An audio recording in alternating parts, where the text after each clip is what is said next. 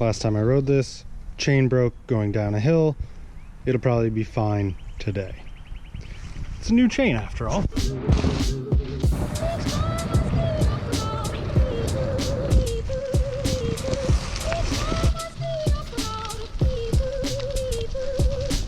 What is it with having the last name Spinney and rain following you everywhere you go?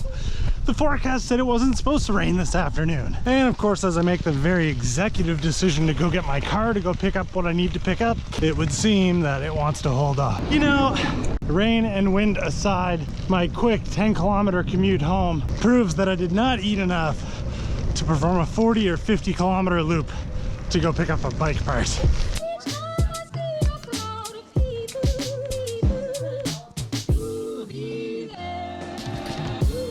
Without the requirement of a survey, I definitely made the right choice in not riding out there today. There's two reasons why I needed to go over to my friend Rob's house, and it's to pick up the last part of the derailleur alignment gauge that I bought from him, but at the same time decided to take the easy, most lazy way out to try and fix the leaky Ultegra lever that I have, and that's to just acquire another and then just kind of compare the two, see what happens. Install this one that I know is good, that I know is working.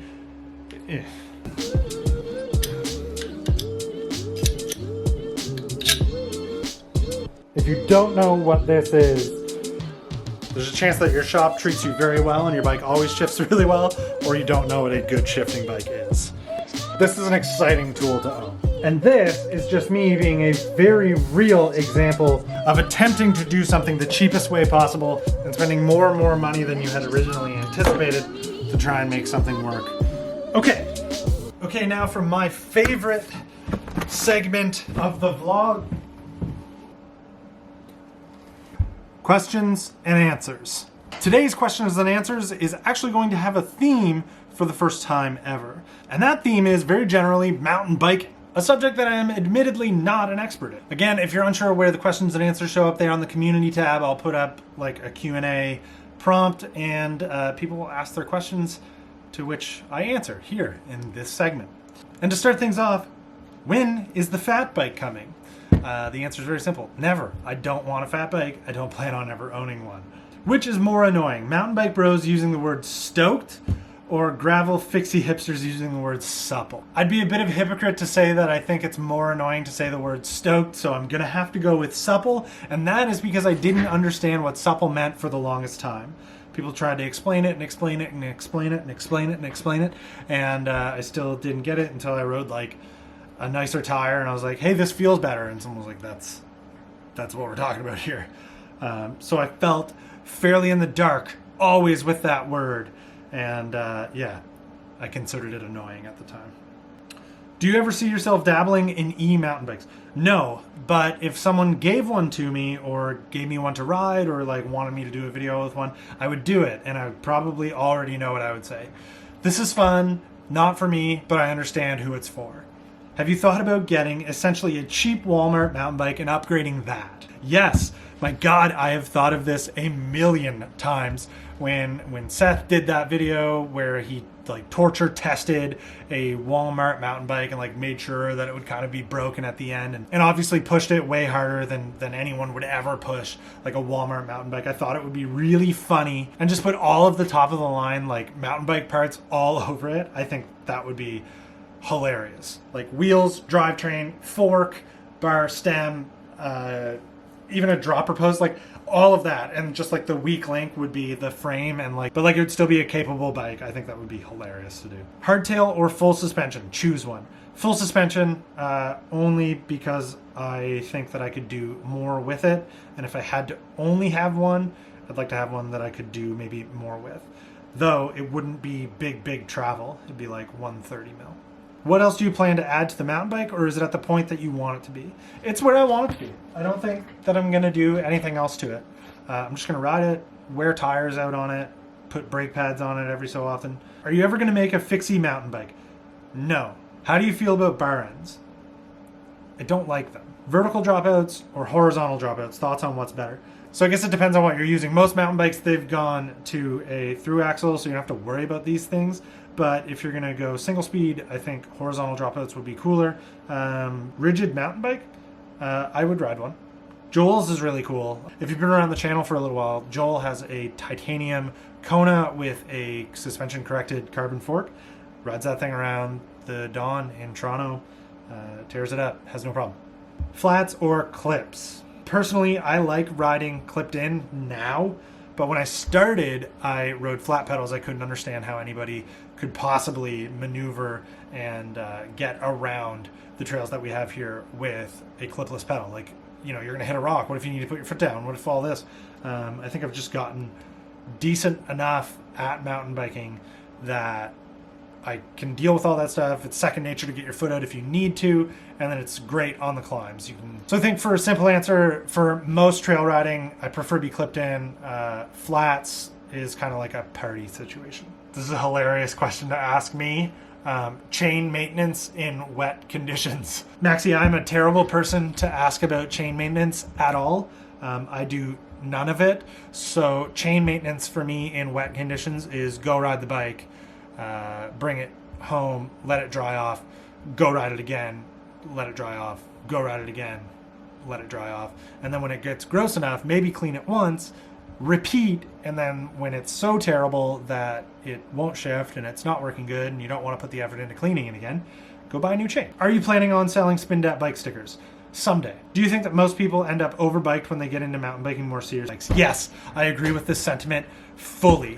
I think that most of the mountain bike community is terrible for following what they see on the internet, and a lot of cool content comes out of Whistler where the bikes that are bigger and kind of burlier make sense, where if you've got more like flow, you know, rocky trails, that would kind of demand like a snappier, better steering bike.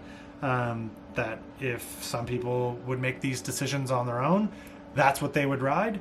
But I think most people get so caught up in what's cool on the internet that they end up buying these big, long, laid out, kind of terrible steering machines that I think it's just people don't know what they actually want to ride, and they just look everything up and let people who argue on the internet make the decision for them. And honestly, I think that comes down to not enough ability to test ride bikes to the actual point that you want to test ride them to. Riding a mountain bike around in a parking lot is an unacceptable test ride for spending the amount of money that you need to spend on a mountain bike. I don't want to say that people can't make their own decision, but I don't think that they're given the tools to make their own decision themselves.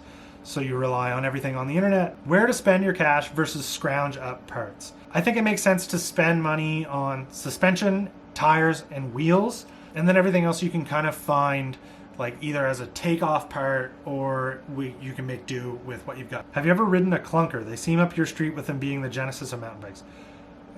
No, not in the way that you think, but I've definitely ridden like crappy bikes that would be fun to take on a trail. What is your dream mountain bike trail to ride? So I don't know mountain bike trails well enough to really say, but I think I would love to go spend like a week in Utah and just go ride all the super flowy trails. Those would almost be like a dessert kind of treat. Like everything here is so rocky and rooty. There's a lot of elevation, there's a lot of descents. Everything is just kind of like you have to work for it. And it's just such a treat to go ride somewhere where it's like one pedal down and then the rest is just pump the rest of the ride.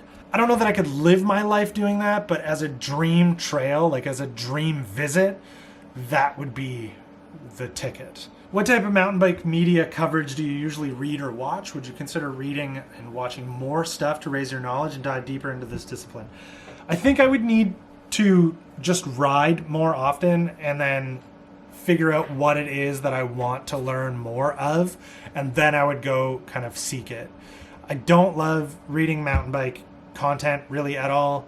I do watch a fair bit of mountain bike content. Obviously cross-country racing and the downhill races that you can watch through the UCI.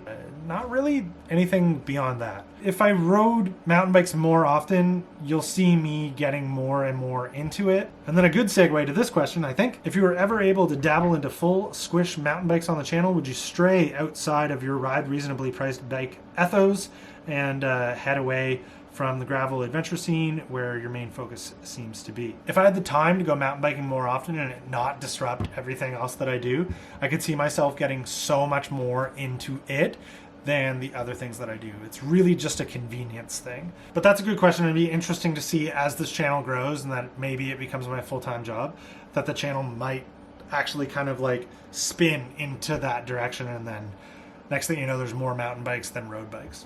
What is the correct mountain bike to non-mountain bike ratio? Also, what is the most and the least mountain bikey bike that you would own? Yin and yang, you should own 1-to-1. I am not at that level. And then what is the most mountain bikey bike that I would own? I would own a downhill bike. I would get one. And the least mountain bikey bike that I would own is my triclocross bike. Okay, thanks for your questions. If your question did not get answered, it's because you were probably too late and I've already shot the video. Buy all your like Amazon stuff through my links below, because you're gonna buy that stuff anyway, and when you buy it through my links, I get a little bit of money from it, and it makes it so that I can like get stuff like this and make content with it later so that we can all watch it and laugh at the mistakes I make. Okay, bye.